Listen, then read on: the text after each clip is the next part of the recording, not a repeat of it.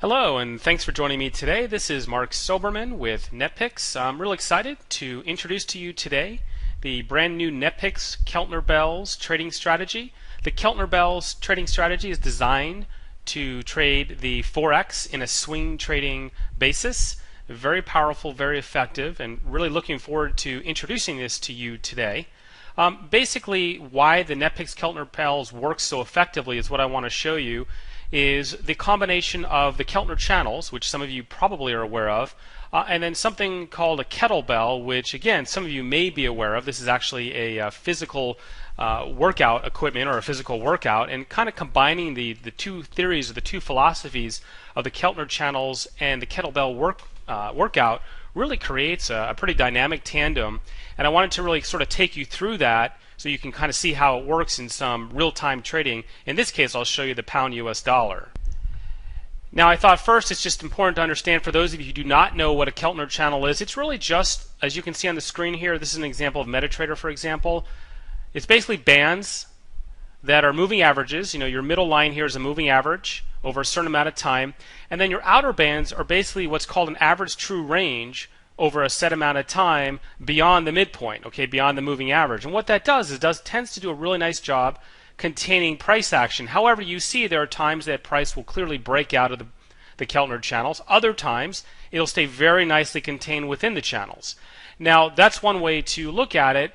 Others are, this is another example as you can see here, and you can go multiple average true ranges from the midline. So you can see this little dashed line is the moving average, and then you've got 1 ATR, 2 ATR, 3 ATR. So the more extreme it gets, typically, obviously, the more extreme the move is, and eventually you fully expect that the market is going to snap back the other way. Now, those of you who are familiar with a kettlebell, you probably have seen this. This is used, actually derived out of Russia, but it become extremely popular in workouts, and the reason for that is that it's one of the most effective ways to work out, and it really uses momentum and kind of reaching your max capacity.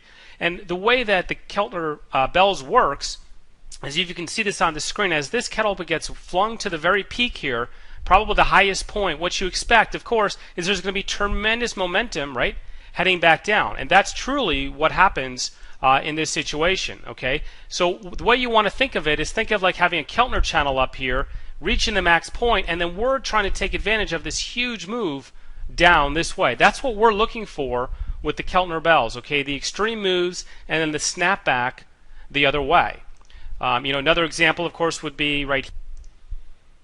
And I'll just make this equal opportunity, but we're looking for the same thing. The times where the kettlebell gets down to the extreme, and then the only logical place for it to go up is a strong whip back up the other way, and that's what we're looking for in the trade. So if you can kind of think about that as far as the philosophy behind the Keltner bells, it'll make a lot of sense here as I show you a real-time demo trading the pound US dollar recently here. And actually in this demo that's coming up, it picked up over 180 pips in a short amount of time, and we just actually finished today a new short trade that you don't even get to see on the chart. It was just developing, that went the full target and picked up another 90 pips. So go ahead and watch the demo that follows, and of course come to our website, learn some more information about the Keltner bells. Thanks for listening today. Again, this is Mark Soberman introducing to you the NetPicks Keltner bells. So here we go with the demo.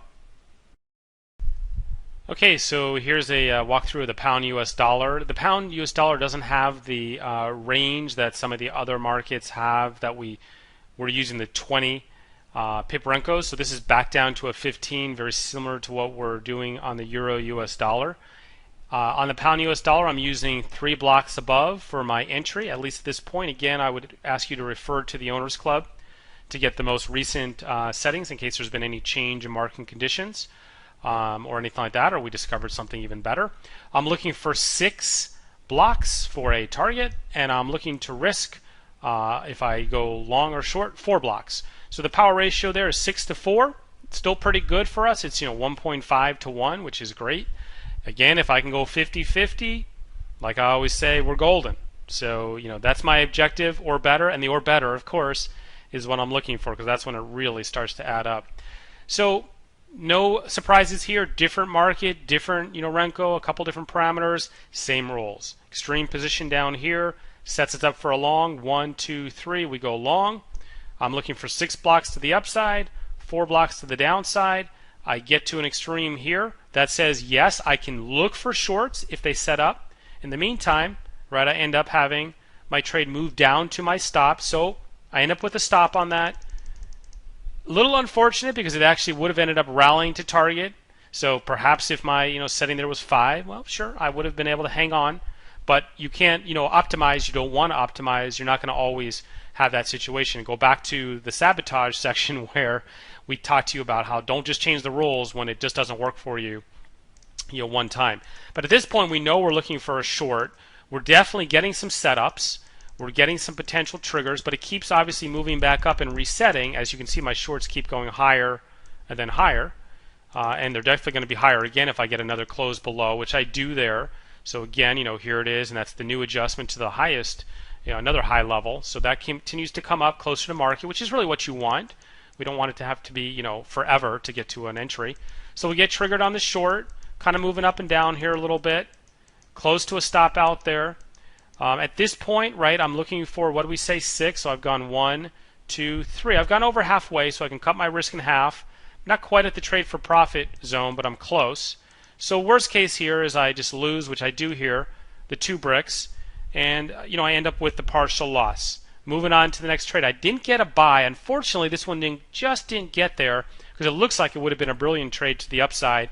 But again, right, this market's just kind of been barely missing, it seems, the last couple trades. But that's the way it goes sometimes.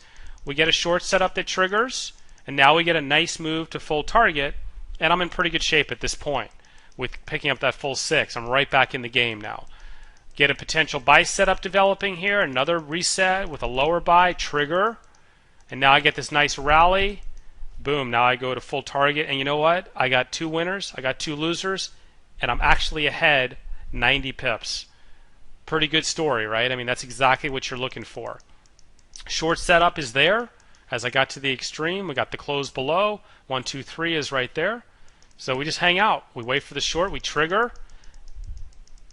Now we're only going about a bar our favor so far. There's 2, there's 3. Okay, so the good news here is worst case, if I'm able to catch this, I lose 2 bars.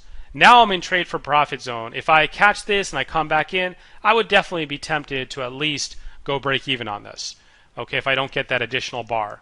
Coming back around, coming back around. All right, there's my gain of one bar, and there's my break even. So again, coming close, not quite getting there, but that's the way, again, it works sometimes. So worst case, maybe a break even on that one. I get my buy setup going, so trigger there, and now we're hoping we get this nice rally. Market's moving good. We've gone 3 of the 6, so I can cut my risk in half if I want.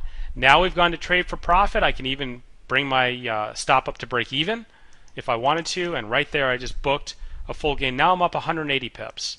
Again, I'm really doing just no better than 50-50, but by having the few situations maybe where I've cut the risk, or even without that, every single time I book a gain, I'm ahead of my losses. So straightforward as could be. Really not a lot to say on this one. This, of course, will be a popular market as well. The range isn't as what it used to be. The pound US dollar used to have some amazing trading ranges. It will probably get back to that territory at some point. It cycles a little bit, but it's definitely a steady market. Overall behaves very similar to the euro US dollar. I would say at the time I'm recording this, the euro US dollar is probably a little bit more reliable between the two markets, but again, that can fluctuate certainly from month to month and season to season. All right, so let's go ahead and just wrap up that walkthrough.